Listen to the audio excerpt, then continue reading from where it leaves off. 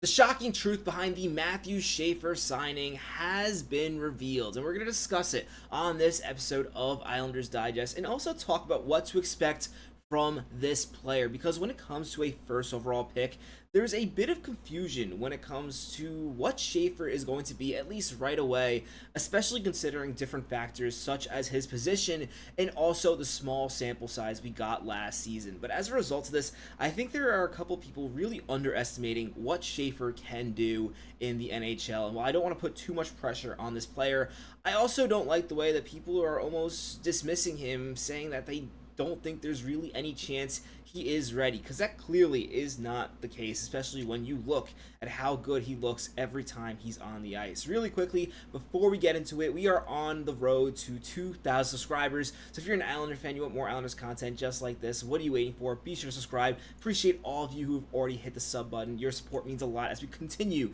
to put out Islanders content every single day. Deep into this offseason, I just cannot wait till training camp starts and we can really get a look at Matthew Schaefer playing with the rest of the Islanders. But until then, let's really focus on some of what came into signing this contract. And one of the biggest things I've seen on the internet that has been really strange is I guess people are trying to find a reason to why the Islanders had not signed this contract yet. I did find it a bit odd that Victor Eklund signed and then Schaefer did not. I am under the impression at this point that Kashan Aitchison will be playing college, and I believe that's the reason why he has not signed a contract yet. But when it comes to Matthew Schaefer, there was some talk that came out of nowhere that it might be illegal for him to sign his ELC until he turns 18. And I guess this came from the situation that we just don't see that many players signing ELCs at age 17, because typically players who are 17, or at least this young, as young as Schaefer is, when they are drafted, they typically wait to sign those contracts. But I think it's more because they're never NHL ready or close to NHL ready when they're drafted. And Schaefer, being one of the younger first overall picks we've ever seen, it's a really interesting case, but clearly the Islanders are allowed to sign him. I don't really know why this was a discussion. Appreciate Stefan Rosner for pointing it out. But I think the bigger thing here when it comes to Matthew Schaefer and this situation where the Islanders signed them, as I think as a fan base, there was some confusion when it came to what the Islanders' plan was for Matthew Schaefer. And I think it's really clear, especially from the fact that while so many people around the league were speculating that this kid would play a season in college, speculating that college was the right path for him, Stefan Rosner, for a long time now, has been pretty clear that he expected Schaefer to sign an ELC with the New York Islanders. He thought it was more of a when rather than an if question. And he also seemed to have this strong belief that he would make the team this season. That is still yet to be seen, but I think it's really clear when it comes to the Islanders, while a lot of people have been questioning whether or not Schaefer is going to make the NHL, there's never been a question from the Islanders' mind that this was the plan to give him a shot.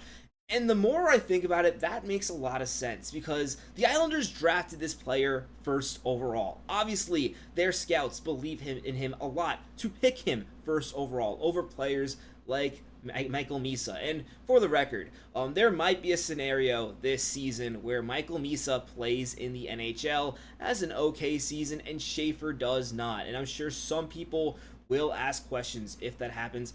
For the record, it does not matter what Misa does. It doesn't really matter what any of these players do in their first years. You're not drafting a player to get a boost in their first season. You're drafting a player to see who is going to be the best player for the franchise for the next 10 seasons. So just want to put that out there. If Misa does end up having more points than Schaefer this season, playing more games, whatever, that does not matter. But the reason why I bring up Misa is most people consider Michael Misa to be NHL ready at this point. And the Islanders drafted Schaefer because they believe Schaefer is a better player than Misa. I agree, believing that Schaefer is going to be a better player than Misa. And I honestly do think he was more dominant in the OHL in the games he did play than Misa was. While he didn't play as many games, which is something we're going to be talking about throughout the summer and talk about at the end of this video, while he didn't play as many games, the games that he played, he controlled significantly more than Misa did. Therefore, Schaefer is a better player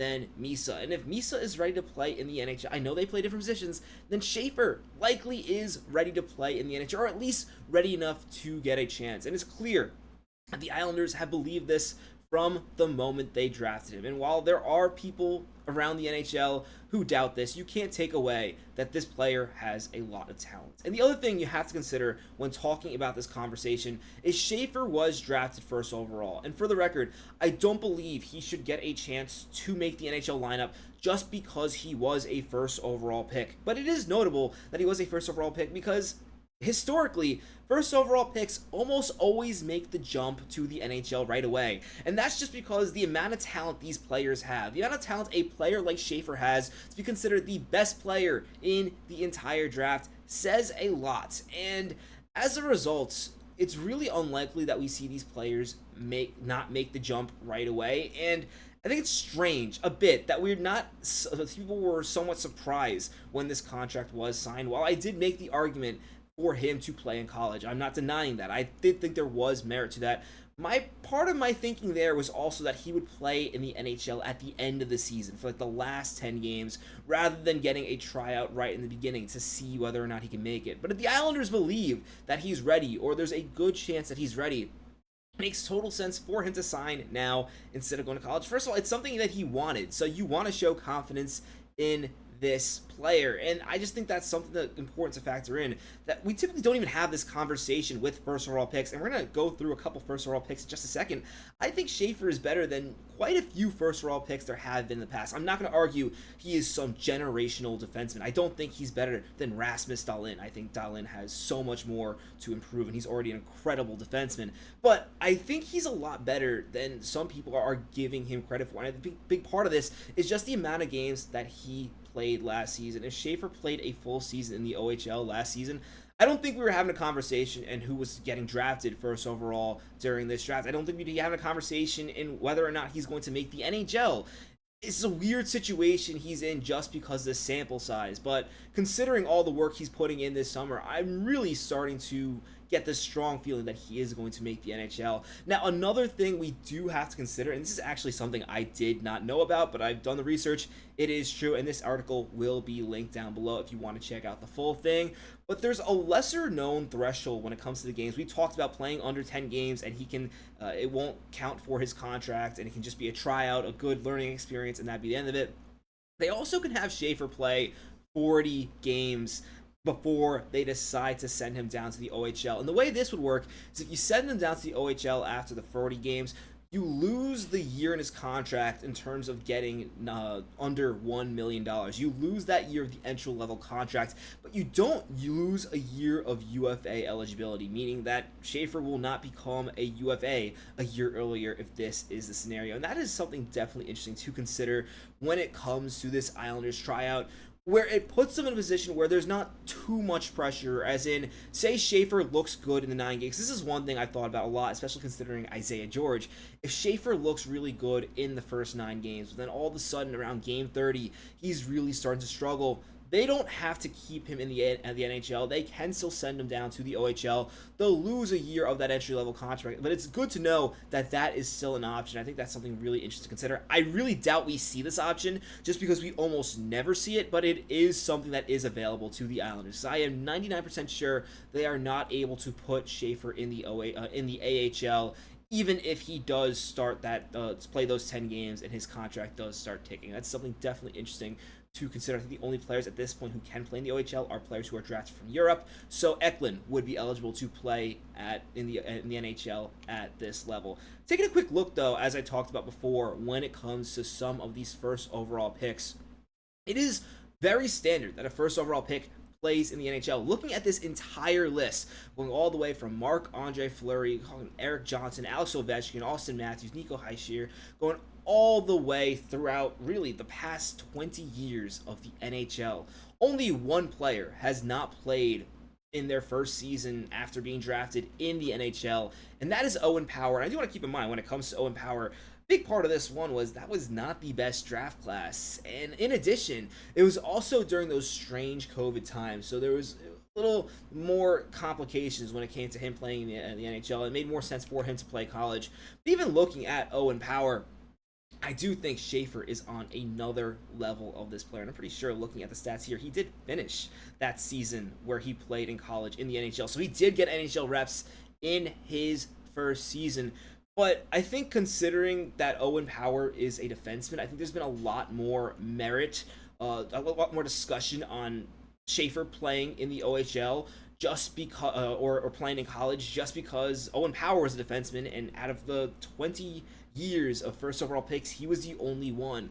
Do want to note here that while Owen Power did end up playing his first season in college, he was not the strongest first overall pick. In fact, if you remember, while it seems pretty consistent that he was going to be the first overall pick in that draft because it was a really poorly kept secret that the Sabres were going to select him, there were a lot of other players that other teams were considering, and arguably players that the Sabres probably should have drafted instead of Power. And I think that's something definitely really interesting to consider in this conversation, because looking back at these first overall picks, I think Schaefer is, while I don't think he's generational like a Austin Matthews or a Nathan McKinnon. Obviously, these players actually aren't even all generational. We use that word way too frequently.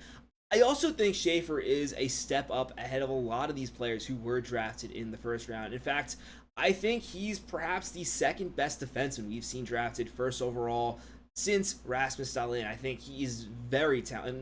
Not since Dahlin. I think out of all these defensemen drafted first overall, I think he's better than Ekblad. I think he has more potential than Eric, significantly more potential than Erik Johnson.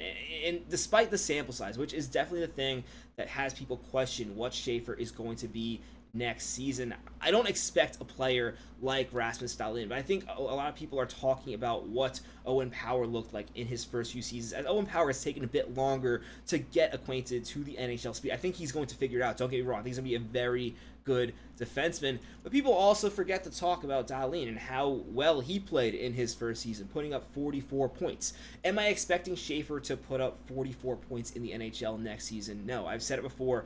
Schaefer, if he comes and plays in the Islanders next season, he's going to struggle a little bit. Keep in mind, too, unlike teams like the Sabres that traditionally draft high up in the draft, the Islanders are a lot more talented of a team. This defensive core for the Islanders is going to be a lot more difficult for him to crack into and get decent minutes compared to, say, even the Sharks. He was making a team like the Sharks. It'd be significantly easier to get in like that, and that's something to consider too.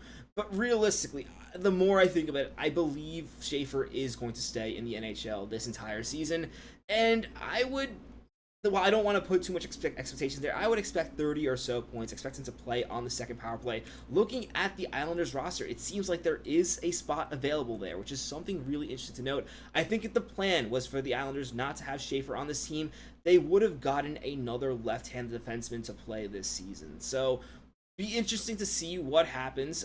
I'm really excited. Let me know in the comments what you think about Matthew Schaefer, what you expect in his first season with the New York Islanders. As always, if you haven't already, be sure to hit the subscribe button. I'm your host, Patrick Nilan. Catch you on the next episode of Islanders Digest. Let's go, Islanders.